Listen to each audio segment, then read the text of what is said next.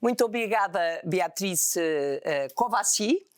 Muito obrigada por teres aceitado vir a este podcast e se falássemos da Europa.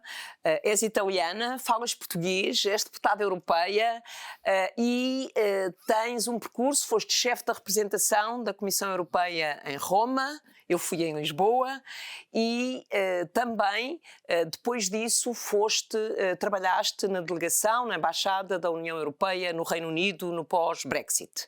E, portanto, é sobre estes temas que vamos falar. Vamos falar de Itália, da situação política em Itália e, se tivermos tempo, vamos chegar ao pós-Brexit na sociedade britânica. E começaria exatamente pela situação em Itália.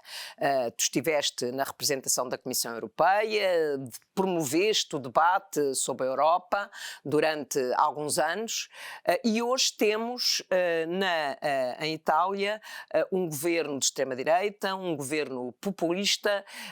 Como é que está hoje o discurso sobre a Europa em Itália e como vês o comportamento deste governo populista relativamente à União Europeia?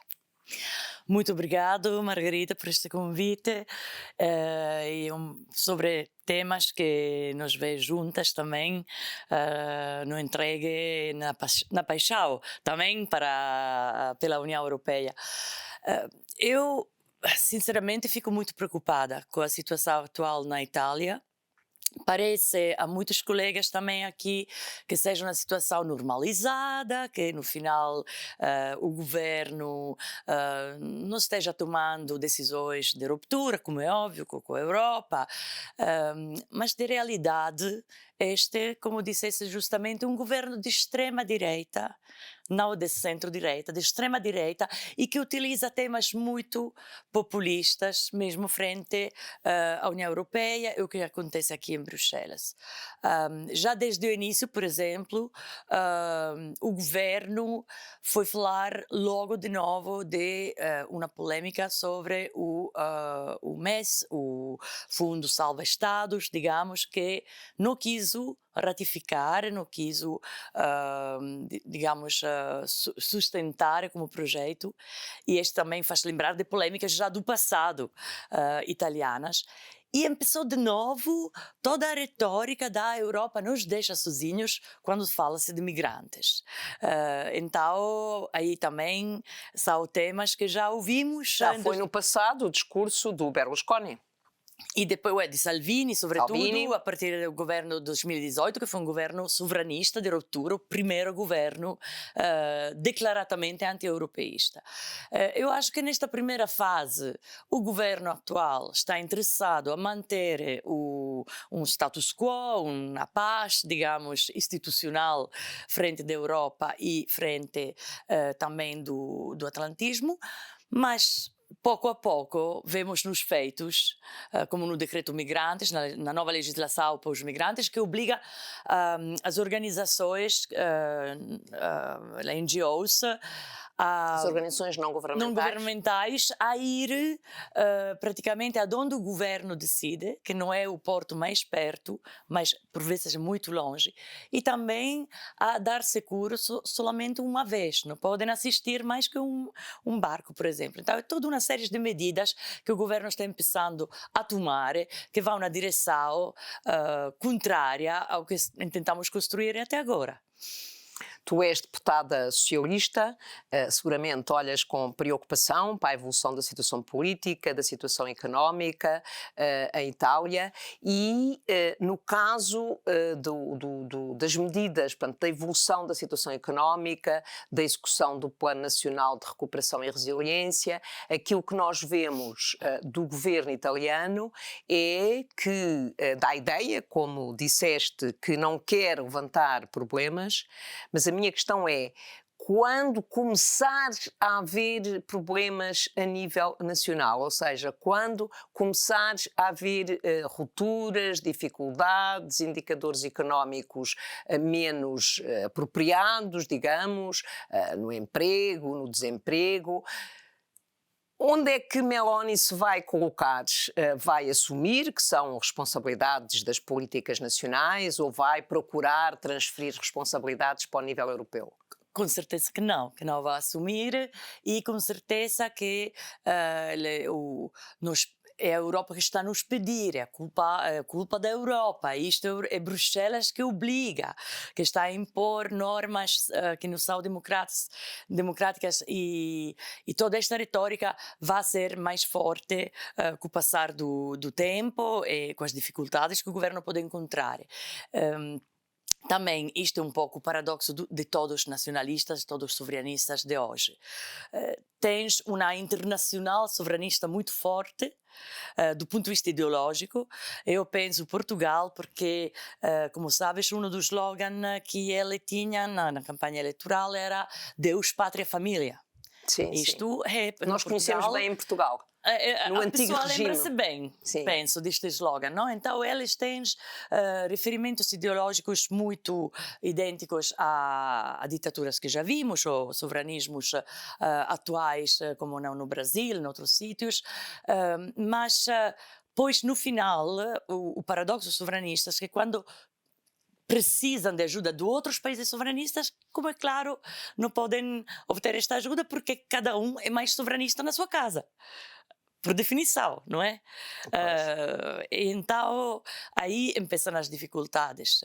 E, de todas as maneiras, a visão europeia detrás deste governo é uma visão de Europa das nações. Uma Europa que volta ao nacionalismo, que volta às fronteiras, que volta a fechar-se nas comunidades nacionais e que não vai aumentar os instrumentos comunitários, as respostas comuns, o que nós enfrentamos, os problemas, as crises que estamos a enfrentar.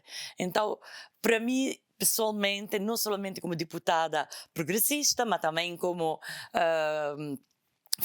ex-funcionária, durante muitos anos da União Europeia e, sobretudo, passionária e convencida europeísta da Europa, eu acho que esta é a direção dramática e muito errada onde arriscamos a ir. E como é que vês, ao nível europeu, nós vamos ter eleições europeias para o próximo ano, e 2024, junho de 2024, com data ainda a definir, mas como é que vês esta conjugação ou este trabalho conjunto das várias extremas-direitas europeias? Porque aqui no Parlamento Europeu as extremas-direitas estão, algumas no Partido dos Conservadores e Reformistas, como o Vox, por exemplo, e outras no ID. E como é que vês o reforço dessa tendência ao nível europeu? Achas que é esse sentido que nós evoluímos, ou achas que há condições para, ou há uma grande diversidade de extrema-direita que não se entendem? Como é que tu vês no futuro o crescimento, a evolução da extrema-direita na União Europeia? Vejo tudo Como isso... tu dizias, a conjugação dos nacionalismos. Exatamente, vejo tudo isso com grande preocupação. Vejo, sobretudo, com grande preocupação a hipótese que o Partido Popular atual, os populares, possam, de alguma maneira, ficar mais cerca do Partido dos Conservadores e nacionalistas. E, aliás, Weber esteve em Roma numa reunião com Meloni recentemente. Exatamente.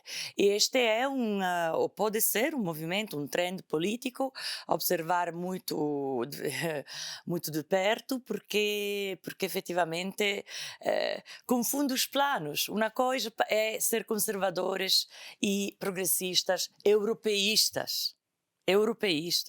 Uma coisa é ir em frente ou tentar normalizar os nacionalistas, pensando que seja possível normalizá-los e, no final, ir em uma direção da Europa que é uma direção que porta só na fragmentação e na perda do sentido comum do que estamos a fazer aqui e do sentido também de comum do que estamos a fazer para o cidadão, no final. Porque é isto que conta, como é óbvio.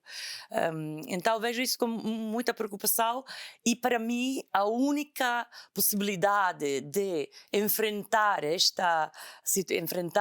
a esta situação é de criar também uma solidariedade maior entre progressistas, entre forças democratas e socialistas, partidos europeus, por exemplo, criar uma instância transnacional muito forte, que possa dar mensagem noutra direção.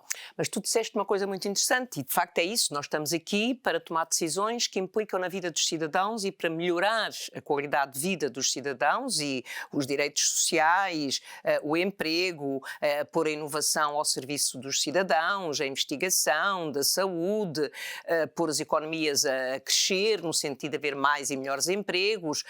Mas a noção que nós temos muitas vezes, e também gostava de perguntar a tua opinião, é que os cidadãos não sentem tanto que as decisões europeias implicam nas suas vidas, têm uma implicação nas suas vidas. Ou seja, enquanto quando escolhem os governos nacionais acham que vão escolher o governo que mais responde às suas expectativas, no caso da decisão ao nível europeu, muitas vezes os cidadãos não conhecem o impacto que as decisões europeias têm nas suas vidas.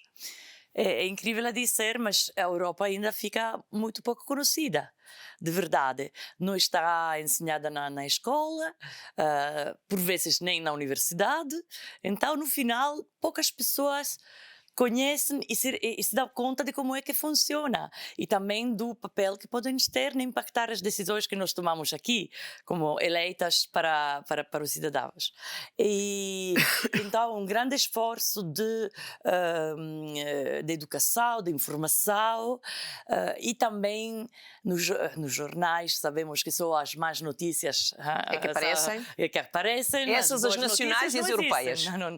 E o nível dos políticos, o nível dos políticos locais, por exemplo, dos administradores, dos presidentes de junta e tudo, fazer um esforço maior para dizer, eu realizei esta obra, esta ponte, mas também com a ajuda da Europa, também Exatamente. com os fundos que chegam de Bruxelas. Isto também não está comunicado bastante, acho. Exatamente, isso também acho, mas tu sais de Roma e vais para Londres. Portanto, vais para a delegação da União Europeia no Reino Unido, praticamente imediatamente após o Brexit. Como é que sentiste o impacto do Brexit? Ou seja, como é que sentiste o impacto do facto do Reino Unido ter saído da União Europeia na sociedade britânica? Este é o ponto. Também a Brexit, como sabemos, foi combatida, digamos, de referendo muito sobre notícias sobre a Europa que não sempre estavam corretas, não? Houve uma propaganda, com grande mentira. Grandes Aliás, mentiras. O conceito de fake news, de notícias falsas, cresceu muito durante o referendo do Brexit. E muitas pessoas, muitos cidadãos, votaram convencidos do feito que sair da União Europeia fosse uma boa coisa, porque é claro que se cada dia tens alguém que te diz que todo o mal chega de Bruxelas, que isso é uma obrigação, tudo que se passa mal na tua vida é ligado a algumas decisões que foram tomadas por Bruxelas, é claro que depois tens vota para ficar ou vota para sair, claro que muita gente votou em boa consciência, com esta ideia que a independência da União Europeia fosse uma maneira de melhorar, uma coisa boa, uma maneira de melhorar a vida deles. Agora, depois 2 anos, finalmente, como dizer, o acordo sobre a saída, não, que assinamos com o Reino Unido, a opinião pública britânica empieza a ver que não é tudo assim tão bonito e tão fixe.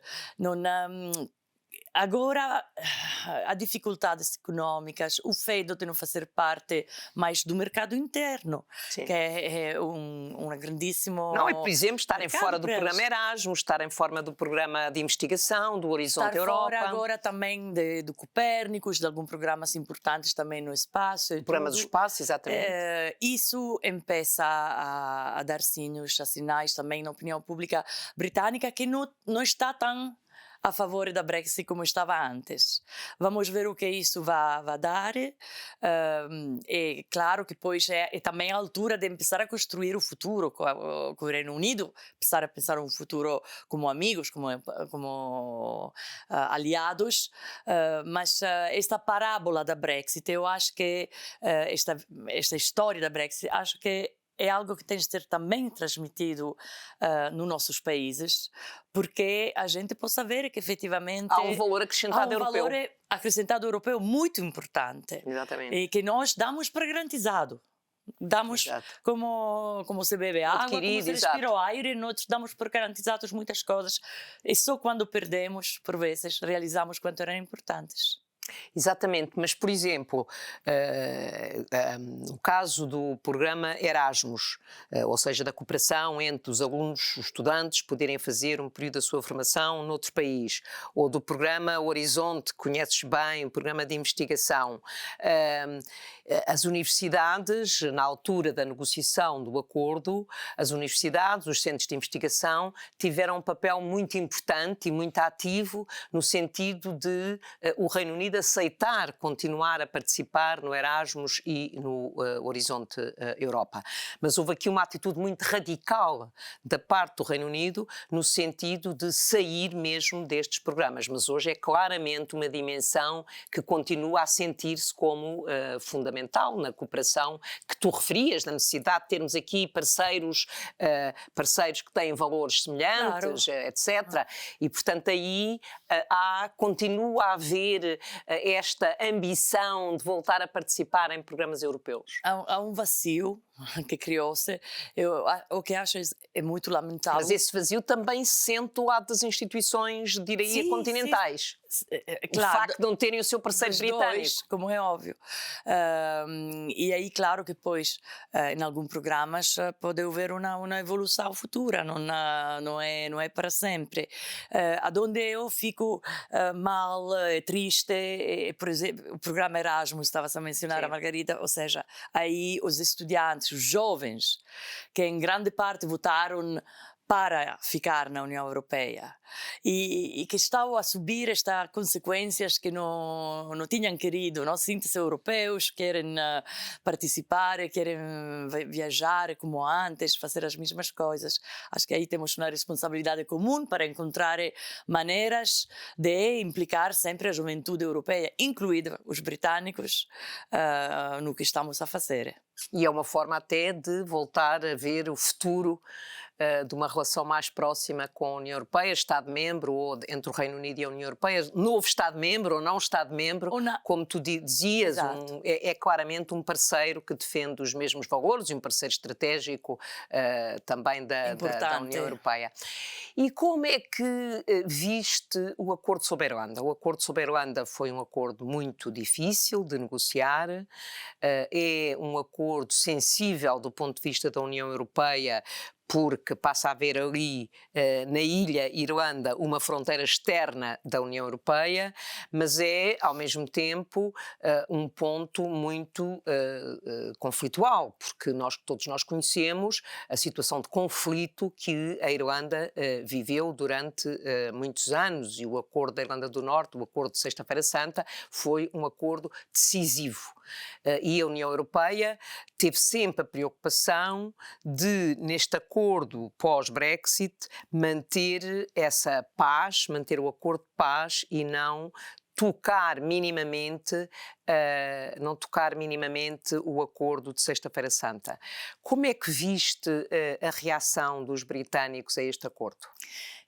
É o ponto mais sensível de todas as negociações e também é o ponto onde os esforços diplomáticos de um lado e do outro, da nossa parte, da parte europeia, Comissão Europeia, com o Maroš Šefčovič, estão concentrados para preservar a paz no norte da Irlanda, ao mesmo tempo garantizar um acordo que seja leal e que permita de evitar que passando por a Irlanda do Norte, se evitam praticamente os efeitos da Brexit, dito em palavras simples, não?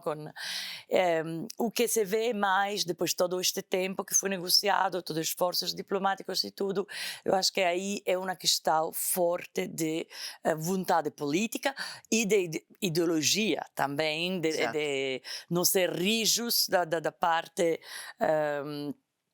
da uma parte ou do outra. Creio que agora, com o tempo, se da parte também britânica esta parte ideológica da Brexit um pouco fica mais, menos forte, podemos encontrar uma solução. Como sempre, se poi c'è una risposta ideologica che bloqueia, é difícil prosseguir neste caminho. Mas estou moderadamente positiva e optimista porque acho que já passamos 2 anos falando disso, pelo menos 2 anos, e agora vamos entrar bocadinho a bocadinho numa nova fase, pouco a pouco, uma nova fase de relações, onde também está no interesse dos britânicos estar numa atitude mais positiva em geral, frente da União Europeia e estar a olhar para o futuro, para a cooperação futura, mais que para o passado. Exatamente, e sobretudo não se deu o efeito dominó que foi tão ameaçador, ou seja, a seguir ao Reino Unido vai os Países Baixos e a Dinamarca, e há aqui um efeito dominó e felizmente esse dominó, ou seja, o Brexit funcionou também como uma vacina relativamente aos restantes Estados-membros da União Europeia. Muito obrigada, Beatriz, por teres aceitado participar no Isso Falássemos da Europa. E no teu português, um ato de coragem, uma italiana aceitar falar português num podcast a falar da Europa. Muito obrigada. Obrigada eu.